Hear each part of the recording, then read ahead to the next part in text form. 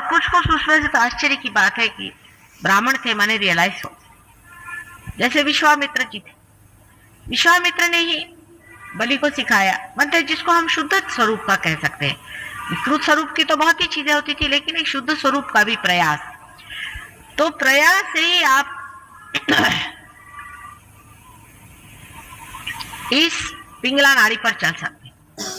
और इसलिए एफर्ट बताया गया कि आप यज्ञ करिए, तप करिए और आप शक्तियों को प्राप्त करिए। तो ब्रह्मदेव को प्रसन्न करने की बात थी।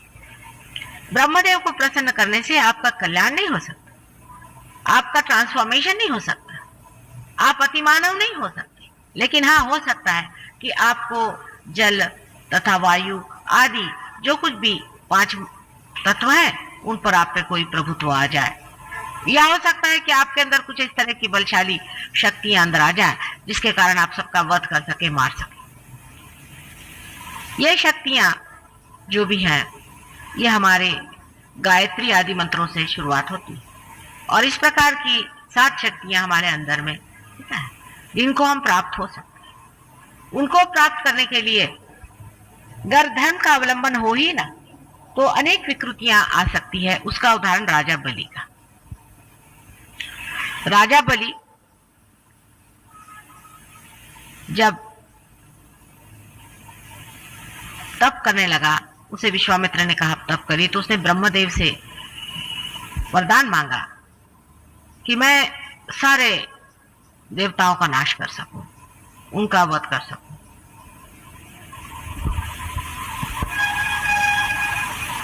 तब आपको मालूम है कि वामनावतार हुआ था। वामनावतार होने का मतलब यह है कि तब जो अपनी बीच वाली शक्ति जिसे हम सत्वगुणी कहते हैं, जो श्री विष्णु की शक्ति है, जिसे वैष्णवी शक्ति कहते हैं, जिसके कारण हम अमीबा से आज मनुष्य हुए, उस शक्ति ने अवतार लिया बैलेंस देने के लिए कि इस तरह से एक एक्सट्रीम पे आप चले जा रहे हैं जिससे आप बड़े भारी सत्ताशाली हो और उसमें आप सबका वध करना शुरू कर देते हैं, मारना शुरू कर देते हैं, जिसको हम ईगो ओरिएंटेड ऐसा कहते हैं। ईगो ओरिएंटेड जिन्हें हम कहते हैं, इस तरह के जो समाज व्यवस्थाएं होती हैं, जैसे कि आज वेस्ट की है ईगो ओरिएंटेड, ये भी व्यवस्थाओं में युद्ध होना, लोगों को मार डालना और अपनी सत्ता हर जगह स्थापित करना। इस तरह से हमारे देश पर अंग्रेजों ने राज्य किया।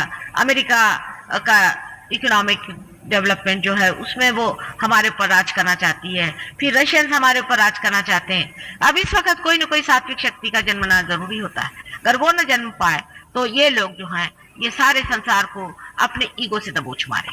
हालांकि उनका भी कल्याण नहीं होता, वो भी उसके बाद सीधे सीधे नरक में ही जाते, लेकिन उससे जो लोग उनसे मारे जाते हैं, काटे जाते हैं, उनका जो हाहाकार होता है, उनकी जो तकलीफें होती हैं, और उसी के कारण बहुत सारे इस तरह से दुर्घटनाएं और विपत्तियां आकर के अत्यंत साधुजनों का भी बहुत ही ज्यादा नाश होता है और बहुत से लोग नरक में उतरे जाते हैं। वो अपनी शैतानी शक्ति को बढ़ाते रहते हैं और उस शैतानी शक्ति के कारण में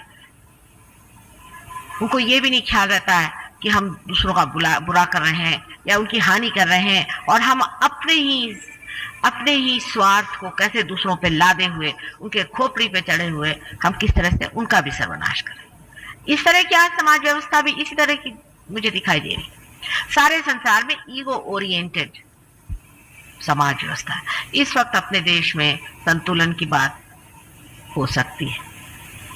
संतुलन में पहली चीज है कि धर्म को जागरूक करिए। वैष्णवी शक्ति हमारे अंदर के धर्म को जागरूक करती है। मनुष्य के अंदर का जब धर्म जागरूक हो जाता है, उसी वक्त वो अपनी कोई सी भी एक्सट्रीम चीज को छोड़ सकता है।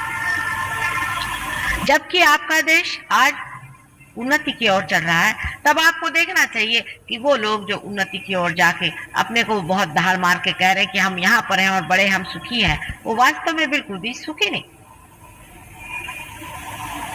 परमात्मा की कृपा से कलयुग में एक एक कोने में जो जो बातें होती आपको सब पता हो जाता है। एक ऐसा पृथ्वी तल पे बरमूडा ट्रायंगल आपने सुना होगा नाम की एक पूर्ण ऐसी नरक के द्वार की व्यवस्था हो गई। वहां नर्क के द्वार कैसे बचे? वहां से बहुत सारे लोग गुलाम बना करके ले जाते थे। बहुत से देशों से गुलाम बना करके स्लेव का वहां पे ट्रेड होता था। वो जितने भी वहां से गुलाम गए, उनकी आहें वहां बैठ गई और उन आहों ने जाकर के बर्मुडा ट्रायंगल बनाया और वहां गर्क हो गई। ये शैतानी शक्तियां अनेक वृत्ति से आती, जैसे आपने सुना आजकल आनंद मार्गी लोग हैं, जैसे आपने सुना अनेक इस तरह के लोग हैं।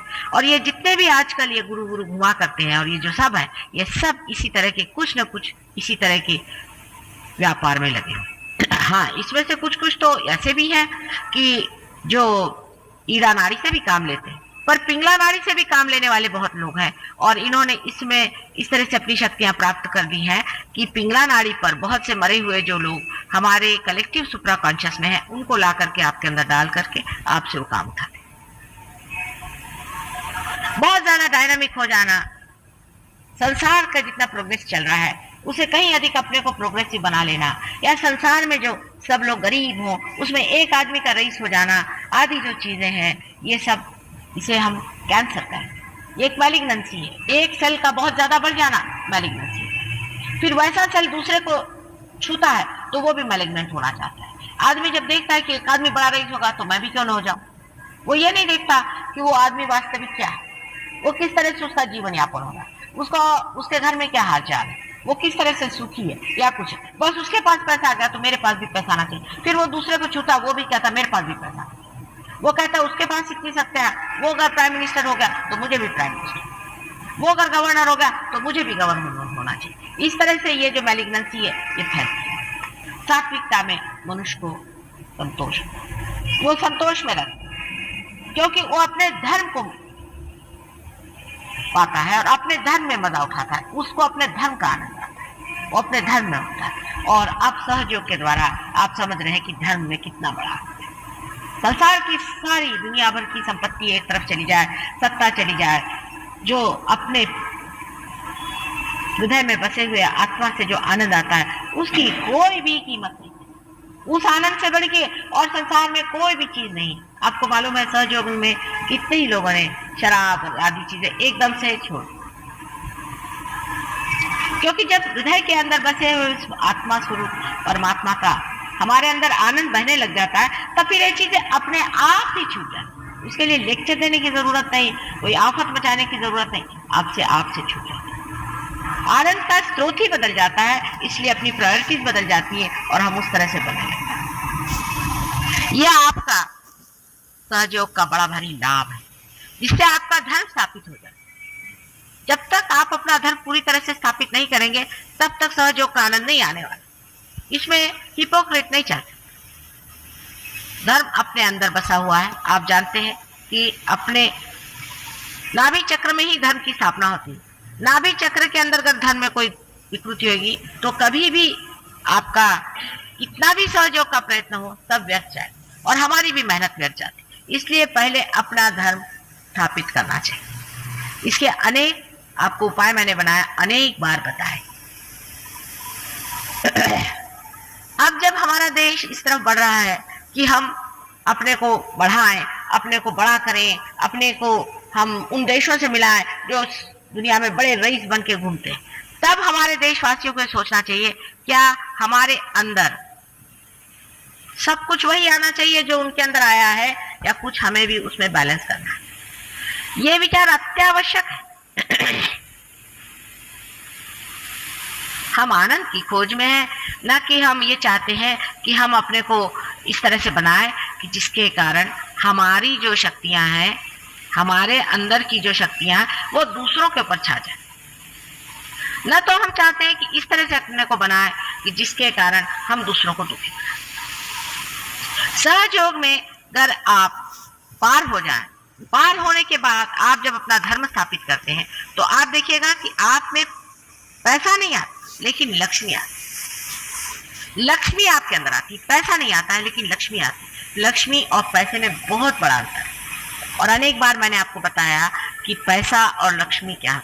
लक्ष्मी समाधानी चीज है, सौष्ठव है, गौरव है, उसमें एक तेज।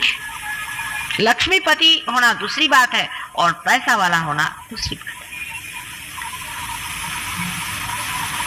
अब जब पहले जमाने में मैंने कहा आपसे कि बलि का इतना हो गया तो वामना अवतार हो गया, उन्होंने आकर उसका दिमाग ठीक किया। इसी तरह से महिषासुर को जब मारा था, देवी ने आकर के महिषासुर को मारने के बाद उसकी पत्नी महिषी जो थी, उसने बहुत आक्रंदन किया और उसने जाकर के ब्रह्मदेव को खुश कर लिया। ब्रह्मदेव को खुश करना कोई मुश्किल है, जब तप आदि करके उन्होंने ब्रह्मदेव को खुश कर, और उनको खुश करके अपने भी शरीर में आप देखें तो हमारी जो वेगस नर्व है, एक साइड में तो काफी लंबी जाती है लेकिन दूसरी साइड में आधी पड़ जाती है। इस गैप को अगर कोई भर ले प्रयत्न से तो वो उसमें शक्तिशाली हो सकता है। यानी हठ योग आदि करके या आपके तप जप करने से और लोग इस शक्ति को प्राप्त होते थे। तो उस राक्षसी को भी यह शक्ति प्राप्त हुई। उसने ब्रह्मदेव से कहा कि आप मुझे ऐसी शक्ति दें कि जिसके कारण मुझे ना तो शिव ना तो विष्णु दोनों ही न हरा सके, माने दोनों शक्तियां मेरे ऊपर काम न कर सके, ऐसी मुझे शक्ति दी। और वो स्वयं साक्षात राक्षसी थी और उन्होंने सारे सुरों को मार दिया और सुरों की जो माता थी अदिति वो रोने लगी। उसके बाद में आप जानते हैं कि एक बालक पैदा हुआ और उस बालक ने किस तरह से उसका फिर सर्वनाश किया, महिषी।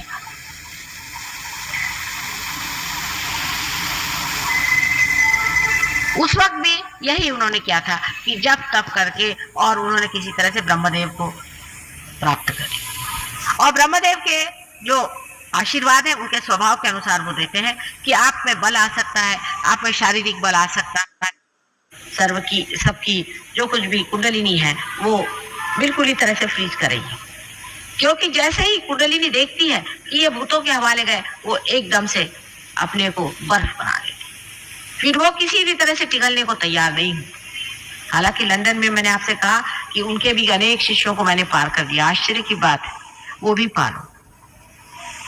तो यह है कि ब्रह्मदेव की शक्ति भी हम लोग कंट्रोल कर सकते हैं, पूरी तरह से हम ब्रह्मदेव की शक्ति कंट्रोल कर सकते हैं और पूरी तरह से हम जो शिव जी की शक्ति जिसे हम महाकालिक शक्ति करते हैं उसको भी हम कंप्लीट कर लेते हैं। आप लोगों को पता नहीं कि आपने ऑलरेडी करी हुई, आपने पहले ही से कर रखी।